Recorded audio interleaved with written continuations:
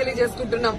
అలాగే మీరు చూస్తే ఈ రాష్ట్రంలో ఆడవాళ్ల మీద ఏ విధంగా అరాచకాలు, అక్రమాలు, రేపులు, దురదృష్టకరం 3 ఏళ్ల అమ్మాయిని కూడా మొన్న మీరు చూస్తే ప్లీనరీ జరిగే ప్లేస్ లో రేప్ చేసి చంపేసి కంపల్లో వెళ్తే ఏ వంట బాగుంది అని మాట్లాడతారు. ఎంతమంది వచ్చారని మాట్లాడతాడు చంద్రబాబు నాయుడు. ఇచ్చిన సూపర్ 6 కి దిక్కు లేదు.